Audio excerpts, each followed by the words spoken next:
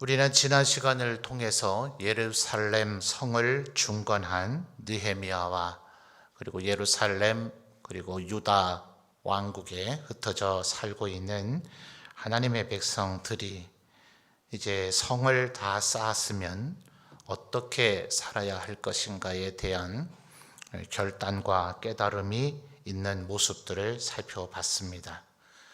그들은 먼저 수문 앞 광장에 모여서 하나님의 말씀을 낭독하고 또 그것에 대한 강론을 들음으로써 그들이 그동안 그들의 선조들과 그들 자신이 얼마나 하나님의 말씀을 순종하지 않고 살아왔는가.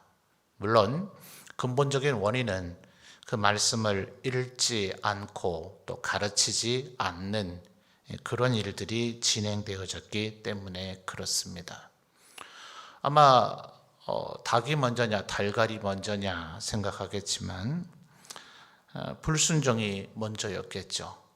하나님께서 모세와 아론을 통해서 하나님의 말씀을 주시고 제사장의 직제를 세우시고 그들의 통치, 그들을 통해서 하나님께서 다스리시는 그 통치에 순종하며 살라 했는데 그들이 선지자의 말도 듣지 않고 제사장의 말도 듣지 않으므로 오늘 우리가 읽은 말씀들을 보면 32절 이하부터는 마치 결국 성 쌓고 하나님 말씀대로 잘 살자고 한 견고한 언약 맺은 게 제사장 먹여 살리고 레위인 먹여 살리자 하는 거냐, 일견 잘못 보면 이렇게 보여질 수 있거든요.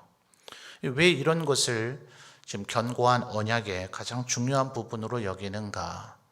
하나님께서 이스라엘 12지파에게는 가나안 땅을 분배해 주시면서 레위인과 제사장들에게는 별도의 땅을 주지 않으시고 하나님이 그들의 기업이 되겠다 하셨던 것은 이들로 하여금 이스라엘 백성들이 말씀대로 살아가도록 그들을 인도하고 가르치고 지도하라는 의미인 거죠.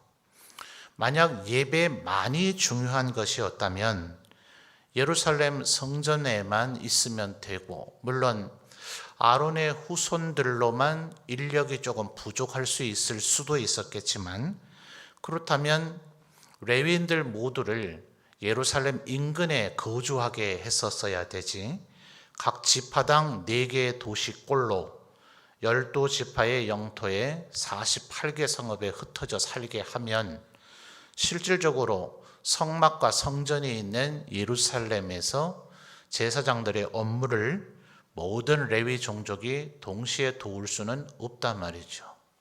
뭐 때문에 레위인까지 그렇게 하셨는가?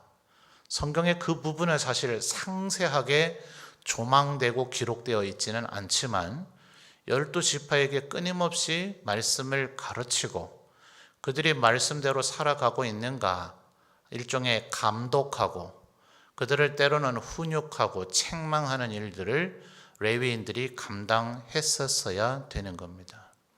이 레위인들의 말을 듣지도 않고 또 레위인이 그러므로 그 일들을 잘 하지 못하니 하나님께서 워낙 불순종이 강하니까 그때마다 이제 선지자들을 세우셔서 전 이스라엘을 향한 하나님의 말씀을 선포하게 하셨던 거죠. 자, 그러니 이들이 수문 앞 광장에서 하나님의 말씀을 읽고 보니 우리가 불순종했구나. 문제가 뭡니까? 첫째는 말씀을 읽지 않았다는 것. 그래서 말씀에 대한 무지가 있었다는 것. 또 혹여 일부 하나님의 말씀을 알고 있는 이들이 있었다 하더라도 그 말씀에 불순종했다는 것. 이것이 원인이 돼서 예루살렘 성이 무너지는 이유가 그 결과가 나왔구나. 자, 그러니 52일 동안 온 유다에 남아있는 하나님의 백성들이 총력을 다해서 예루살렘 성을 쌓아 올리면 뭐합니까? 앞으로도 하나님의 말씀을 읽지 않고 하나님의 말씀을 순종하지 않고 하나님의 말씀을 지키지 않으면 그까지 예루살렘 성이야 지금도 허물어져 없듯이 한순간에 다 허물어져 버릴 거 아니에요. 그러니 이 느헤미야와 이 유다 백성들이 가장 중요한 것이 무엇이냐? 결국 하나님의 말씀을 읽고 그 말씀을 지켜야 되는 것이구나 하는 깨달음을 얻게 됐고, 그들은 바로 초막절 절기부터 지켰다 하는 것 이미 우리가 살펴봤습니다. 7월 1일부터 8일까지 초막절 절기를 지켰던 그들이 하나님의 말씀에 대한 이제 갈급함이 생긴 거죠. 그래서 지난 시간에 살펴본 9장 말씀을 보면 29날 7월 24일이죠. 그들이 또다시 모여서 하나님의 앞에 일종의 우리가 과거에 좀 했었던 부흥회와 같은 이제 집회를 여는 거죠. 말씀의 집회를 열고 다시 말씀을 읽고 또 레위인들의 강론을 들었죠. 이스라엘의 전체 역사를 꿰뚫는 레위인들의 설교, 강론을 들음으로써 아브라함으로부터 또 애굽의 노예 생활, 모세와 또 여호수아의 가나안 정복기, 그리고 400년의 사사기, 그 이에 이어지는 왕조 시대로 이 포로됨에 이르기까지 그들의 잘못을 그들이 다시 한번 마음에 새기면서 하나님 앞에 견고한 언약을 맺기로 했다 하는 것을 지난 시간까지 살펴봤습니다. 그래서 오늘 우리가 읽은 10장 바로 앞절에 9장 38절에서 지난 3일 밤 설교의 제목이었던 견고한 언약, 이것을 그들이 하나님 앞에 다짐하고 결단했다, 그리고 기록하고 심지어 임봉까지 했다는 것을 살펴봤습니다.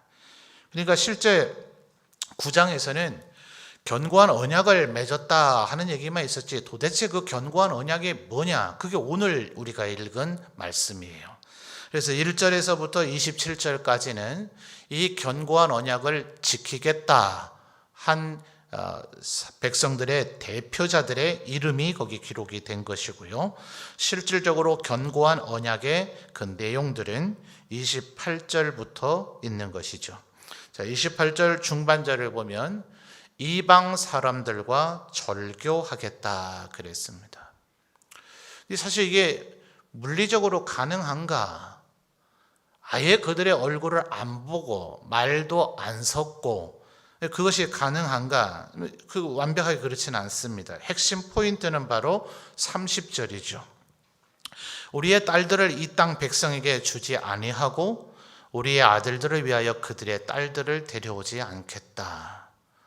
자, 이건 단순히 결혼을 안 하겠다 하는 의미만은 아닙니다. 이제 신약 성경에 와서 그리스도와 벨리알이 함께 멍에를 맬 수 있느냐, 이 벨리알이라고 하는 이 헬라 단어가 도대체 뭐냐, 조금 학자들의 논란은 됩니다만 그냥 손쉽게 마귀, 악마, 사탄으로 이해하면 됩니다.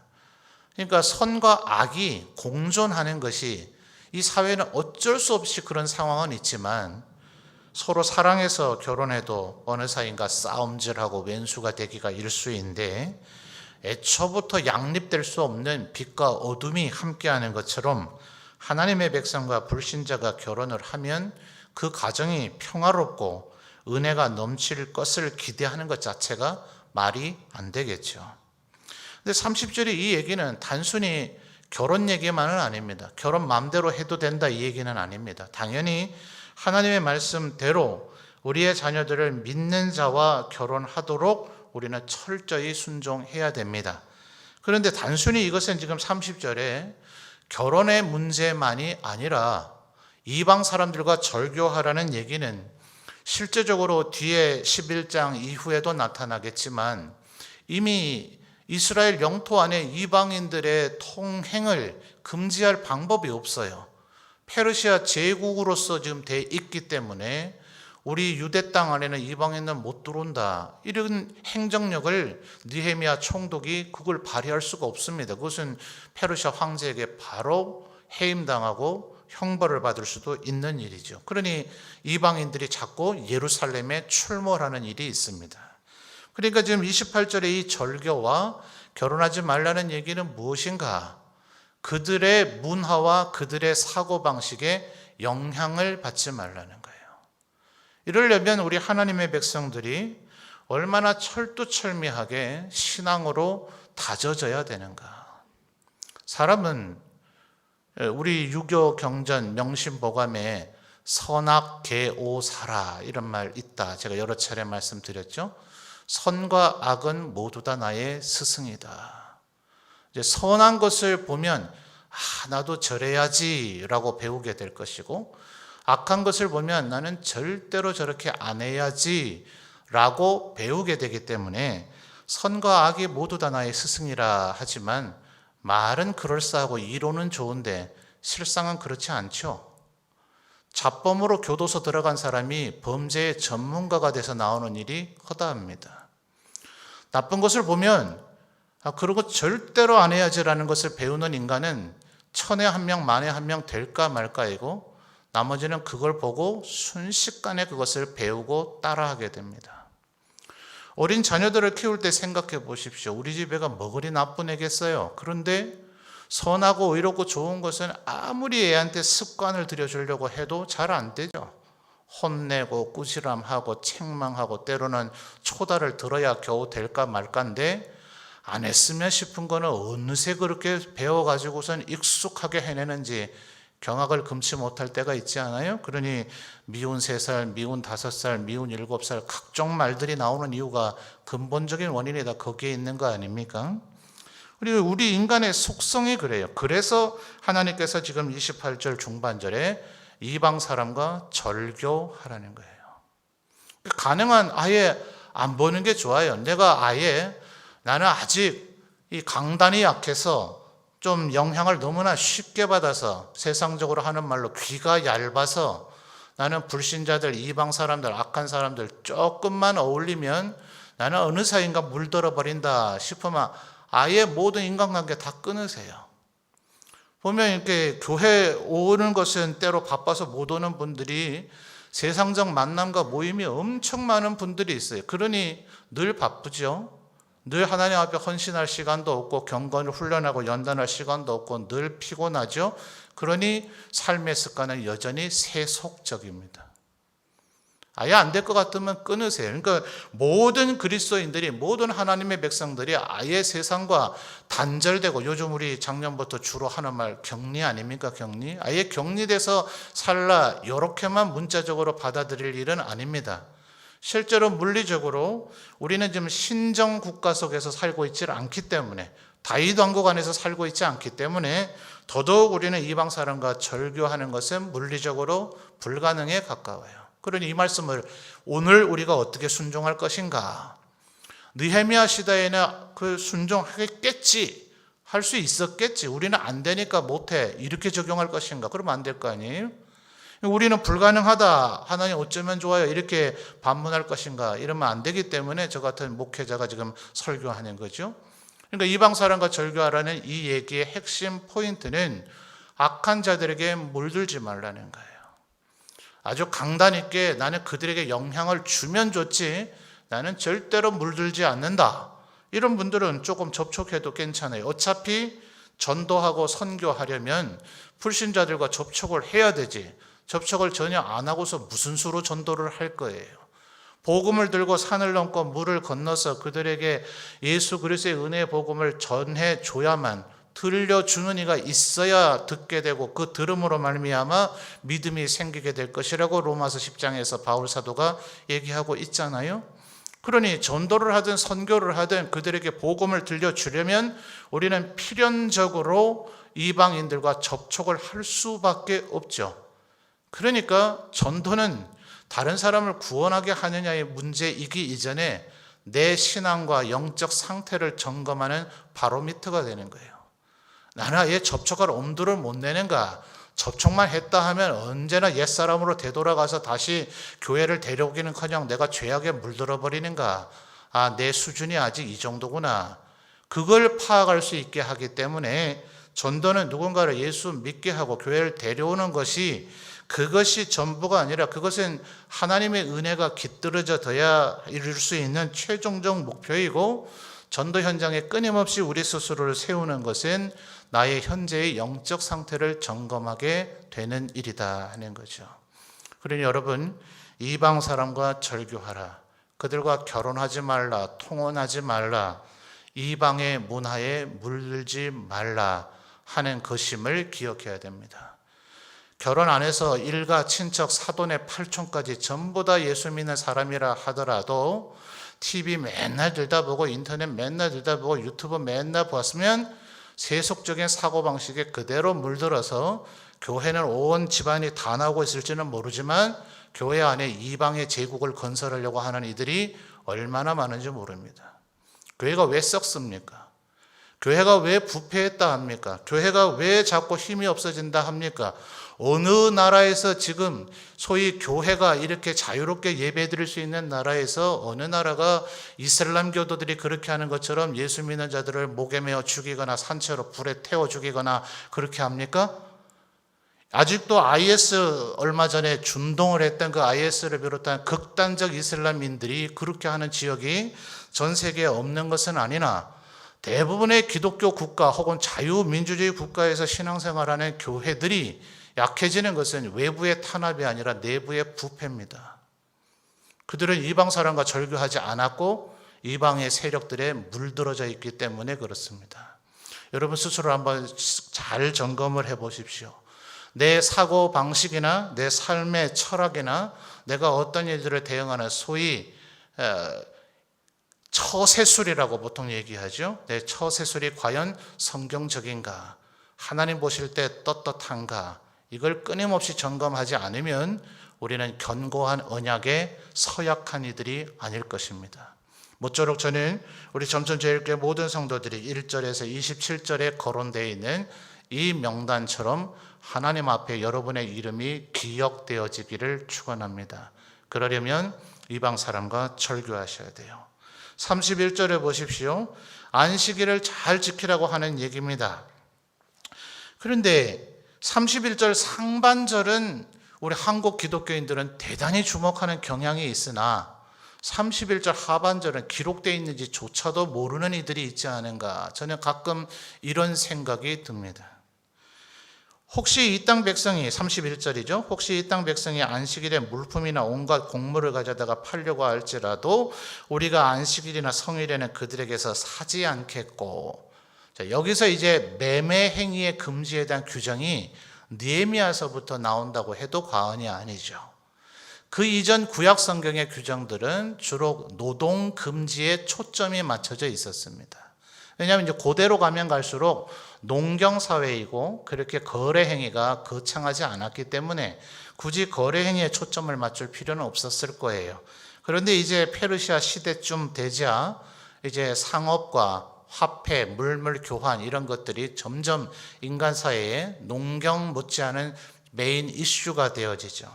자, 그러니 이제 사고 파는 이런 거래 행위가 금지되어져야 된다라는 것에 규정들이 일종의 재해석되어지고 안식일 규정의 확대 해석이 되어지는데 이것을 준수하고자 하는 그 어떤 노력은 굉장히 귀합니다.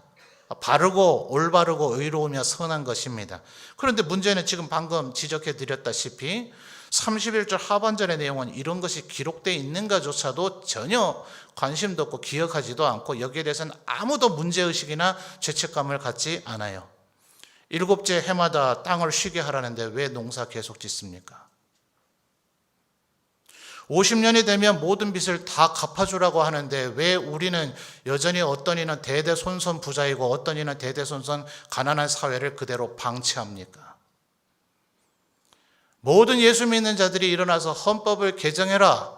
50년마다 모든 국민들의 죄가 부가 다시 재세팅되도록 나라의 헌법을 바꾸라. 이렇게 요청해야 되지 않아요? 안식일을 지키는 것만큼 31절 하반절에 안식년과 희년을 지켜야 된다고 지금 얘기하고 있는 거예요. 현대사회에서 이것을 적용해서 지키기가 어렵죠. 그러니까 안식일을 우리가 어떤 개념으로 이해해야 될 것인가? 예수님께서 얘기하시기를 하나님은 지금도 일하신다. 아버지께서 일하시니 나도 일한다. 이렇게 이야기하셨어요. 창세기 규정을 보니 안식일을 제정하고 첫 번째 안식일을 지키신 이는 하나님이셨습니다. 하나님은 쉬셔야만 되는 존재인가? 그렇지 않으신데도 하나님께서는 안식일을 제정하시고 안식하신 이유는 하나님의 피조물 된 우리 인간을 위함이다. 그래서 예수님께서 오셔서 워드 플레이라 그러죠. 말장난이에요. 그와 같은 표현을 하셨어요. 인자는 안식일의 주인이니라. 인자가 뭡니까? 인자? 사람의 아들이에요. 우리 한글로 한자어로 잘못된 번역이 아니라 정확한 히브리어, 정확한 헬라어가 Son of Man 이렇게 되어 있어요. 물론 이것은 일반적인 모든 인간들 그리고 그들의 아들들 이렇게 이해하면 안 되기 때문에 우리 한글에는 잘 사용되지 않으나 서양 언어들에게서는 능숙하게 사용되는 정관사를 사용해서 The Son of the Man 이렇게 더자들을 두 단어 앞에 다 붙였어요. 그 사람의 그 아들이라고 하는 의미가 되는데 도대체 이건 뭘 얘기하느냐? 다니엘서 7장에서 다니엘이 성부 하나님과 성자 예수 그리스도를 보았는데 성부 하나님은 옛적부터 계신 이라 다니엘이 표현을 했고요. 성자 예수 그리스도를 본 다니엘은 인자 같으니 사람의 아들과 같으니 말하자면 사람의 형상과 같은 분이시다 이렇게 표현을 했기 때문에 사람들은 흔히 예수님을 다윗의 자손이여 이렇게 불렀지만 예수님께서는 다니엘이 본 바로 성부 하나님과 함께 있었던 그이가 바로 나다라는 것을 은연중에 드러내시기 위해서 예수님은 스스로를 지칭할 때 복음서를 보면 계속해서 본인 스스로를 인자라고 말씀하셨어요. 그런데 지금 충분히 설명드렸다시피 이것은 말 그대로 사람의 아들이라는 뜻이에요. 자, 여러분, 뱀이 새끼를 낳으면 그 새끼는 뭡니까? 뱀이죠. 사람의 아들이면 그거는 뭡니까? 사람이죠. 여기 바로 워드플레이란 말이에요. 사람의 아들은 사람이에요. 그래서 예수님의 말씀은 이중적 의미를 가지고 있어요. 하나님이신 하나님의 근본 본체이신 하나님 예수 그리스도께서 안식일을 제정한 주인이다라는 의미이고 사람이 곧 안식일의 주인이다. 사람 너희를 위해서 안식일을 하나님께서 제정하신 것이다. 일주일에 한 번은 쉬라는 거예요. 그렇지 않으면 인간은 과로사로 죽는다는 거예요. 에덴 동산에 하나님의 오직 온실과 같은 에덴 동산에서 살고 노아 홍수 심판 이전에 궁창 위에 물이 있어서 궁창 밖에 물권이 있어가지고 적외선은 다 투과를 시켜주고 자외선을 차단을 해주는 그런 지구의 최적의 환경 속에서 인류가 계속 살았다면 무두셀라처럼 969세쯤은 모두 다 살 수 있는 그나마 그것도 아담 하와가 에덴 동산에서 추방되었기 때문에 죽음의 권세 아래 놓여서 그렇죠. 하나님께서 애초부터 창조하실 때 의도하신 것은 하나님의 모양과 형상대로 우리를 영원히 존재할 존재로 만드셨단 말입니다. 근데 자꾸 우리 인간이 불순종함으로 그렇게 자꾸 타락하게 되어지니 이 인간은 이제 질병에 노출되고 죽는 존재가 되었죠. 애초부터 인간은 피곤에 노출되는 그런 존재가 아니었습니다. 왜 피로하고 피곤하고 질병에 노출됩니까? 그것은 죽음의 기운의 양상이 나타나는 것입니다. 그러니까 애초부터 에덴 동산에 계속 있었다면 그리고 죽음의 권세 아래 놓이지 않았다면 우리는 피로할 일도 없고 피곤할 피로 회복제 같은 거 먹을 필요가 없어요. 그러니 일주일에 한 번을 쉬어야 될 필요는 없죠. 근데 이제 인간은 안식일을 절대적으로 필요하는 존재가 됐습니다. 그러므로 7일에 한 번 정도는 쉬게 해야 됩니다. 이것은 말하자면 노동 현장에서 가혹행위가 없어야 되는 개념을 얘기하고 있는 거예요. 우리가 지금 진정으로 정말 안식일을 지키려면 또 31절의 하반절의 안식년과 희년의 가치들은 누구라도 절대적 그런 부자가 있어서는 안 된다. 그런 사회를 만들어서는 안 된다. 여러분, 필리핀이라고 하는 나라가 한때 우리가 1950년에 전쟁을 치를 때 우리나라에 파병했던 유엔의 16개 국가 중에 하나죠. 지금은 우리가 믿어지지 않을지 모르지만 1950년대에는 필리핀이 우리보다 훨씬 더 잘 살았어요. 그런데 왜 필리핀은 지금 우리가 별로 절대 부러워하지 않죠? 왜 이렇게 가난한 나라가 되었는가? 그 나라의 5%의 소위 지배층, 부패하고 썩어버린 지배층이 전국의 부의 95%를 소유했어요. 이것이 우리 자본주의 사회에서의 경제학에서도 계속해서 점검하는 부분입니다. 이 나라가, 이 사회가 과연 좋은 사회인가? 계속 좋은 방향으로 가고 있는가?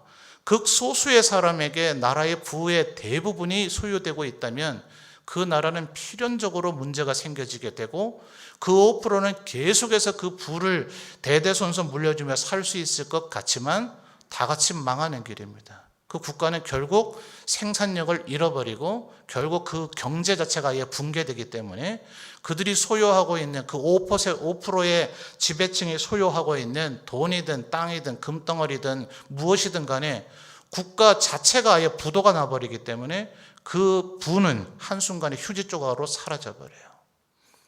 그러니까 하나님께서 지금 31절 하반절에 고대 이스라엘에다가 율법으로 명령하신 안식년과 희년의 제도는 이 세상에 절대적 가난에 의해서 죽는, 자살하는 사람이 있도록 사회를 만들어서도 안 된다는 얘기고, 이 세상에 펑펑 놀면서 자손에게 부를 물려주는 그런 사람이 존재하도록 만들어서도 안 된다는 얘기예요.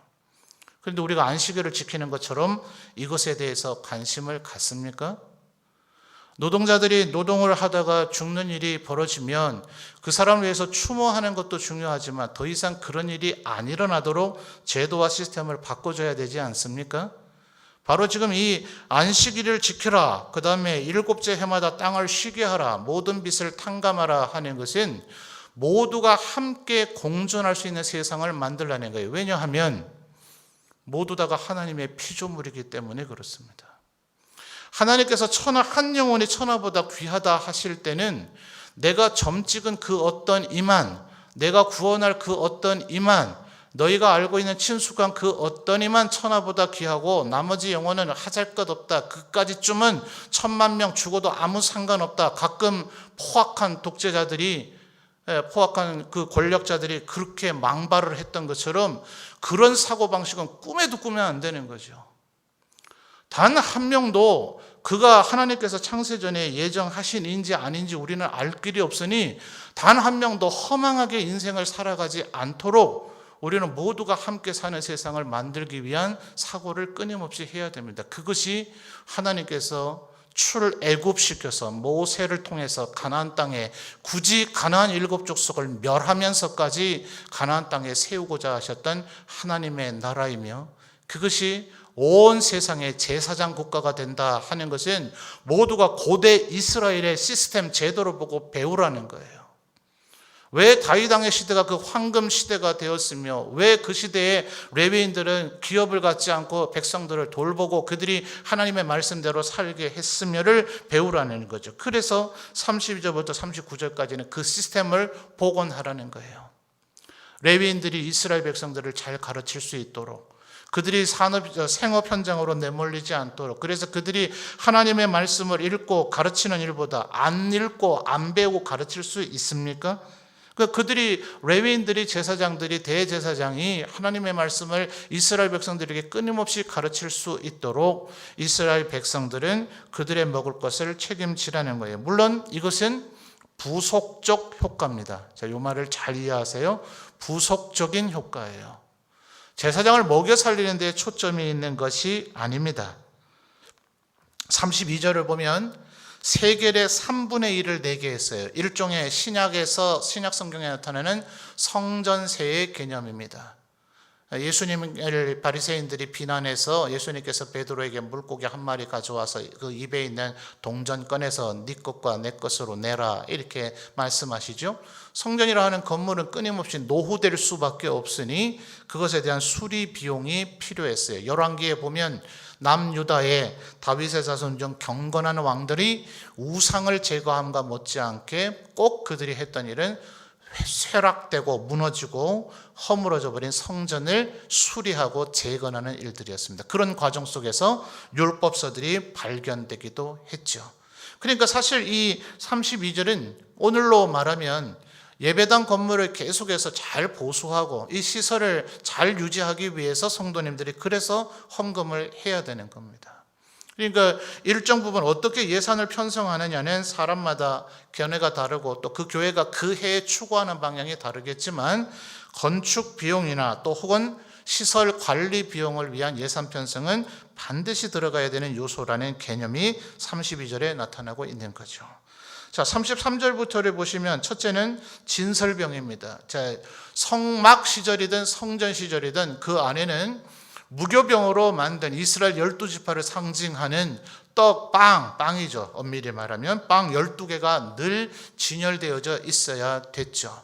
그래서 그것은 이스라엘 백성 전체가 하나님 앞에 바쳐진 바가 됐다는 것을 상징하는 것이고 동시에 모든 농작물들의 추수와 그 은혜가 하나님으로부터 비롯됐다는 것을 고백하는 행위입니다. 이게 1차적 의미예요. 제가 아까 우리 제사장과 레인을 먹여 살리는 것은 부속적 의미라고 얘기를 했죠. 1차적으로는 하나님께서 우리에게 모든 것을 주셨다. 그러므로 하나님 앞에 감사하고 하나님을 예배하고, 그런데 일정의 부분인 제물들, 예컨대 36절을 보면 소와 양의 처음 난 것이 언급되는데 번제와 같은 제사는 소와 양을 하나님 앞에 다 태워 없습니다. 제밖에 남지 않죠. 제도 잘 남지 않겠죠. 밑에 제단을 또 각을 떠서 그것을 아주 강렬한 불길로 태우니 아마 제도 남지 않고 완전히 다 불태워져서 사라져버리게 될 거예요.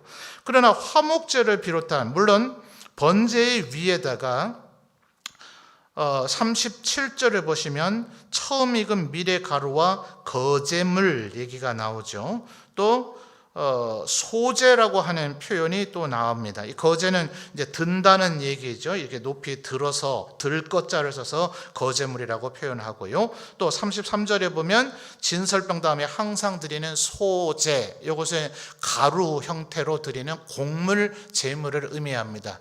그러니까 번제와 같이 다 태워드리는 제사의 부속 제사로 소제를 쓰기도 해요. 그런 경우에는 소제물이 역시나 불타서 사라져서 없어지겠죠. 그러나 화목제의 부속제로서 드려지는 소제는 마치 진설병과 같은 그런 빵의 형태로 존속된단 말입니다. 자, 하나님 앞에 드려짐으로 이제 성별되긴 했고 하나님의 것이 되기는 했어요. 그런데 하나님은 영이시기 때문에 굳이 소든 양이든 혹은 밀이든 보리든 이것을 드셔야 될 필요를 느끼지를 못하죠. 그래서 하나님 앞에 드려지고 바쳐지는 것이 1차의 의미이지만 그것의 부속적 의미로 제사장과 레위인들이 그것을 취해서 먹도록 하나님이 시스템을 고안하신 겁니다. 왜 그래요? 제사장과 레위인은 다른 일을 하지 말고 생업에 내몰리지 말고 이스라엘 백성들을 끊임없이 가르치고 그들이 하나님의 말씀대로 살도록 인도하라는 거예요. 그러니까 이게 양쪽에서 이어져야 될 시스템이죠. 그런데 서론에서 말씀드렸듯이 이스라엘 백성들은 이 규명, 이 규례, 이 계명, 이 하나님의 말씀을 순종하지 않았고 결국 시대마다 레위인들이 이 성역을 이탈해버리는 상황이 벌어지기도 했습니다. 사도행전에 보면 우리는 굉장히 바나바가 자기의 전 재산을 팔아서 하나님 앞에 드린 것을 칭찬하지만 사실은 회개한 행동이라고 봐야 돼요. 자, 이 바나바 원래 이름은 요셉이었나요? 이 사람이 어디서 태어났어요? 구브로에서 태어났잖아요. 구브로는 하나님께서 지정하시는 48개 성읍이 아니죠. 그럼 왜 땅을 팝니까? 레위인은 땅을 소유하면 안 됐던 거죠. 그러니 그는 더더욱 하나님 앞에 땅을 팔고 원래의 레위인의 삶을 회복하고 싶었을 거예요. 그러니까 백성들이 하나님 앞에 예배하지 않고 제물을 바치지 않으니 제사장과 레위인에게 돌아갈 분깃이 없으니 제사장과 레위인들은 그걸 견뎌내지 못하고 굶어 죽을 수는 없으니 살아남기 위해서 이탈을 하고 레위인이 이탈하고 제사장이 이탈해 버렸으니 말씀을 더 가르쳐 줄 리는 없으니 말씀을 읽을 수도 없으니 결국 말씀을 무지하여서 불순종하는 악순환이 시작이 된 겁니다. 그러니까 지금 오늘 우리가 읽은 이 10장의 견고한 언약의 핵심 골격은 무엇인가? 하나님의 말씀을 계속해서 읽고 배우고 순종하는 삶을 살겠다.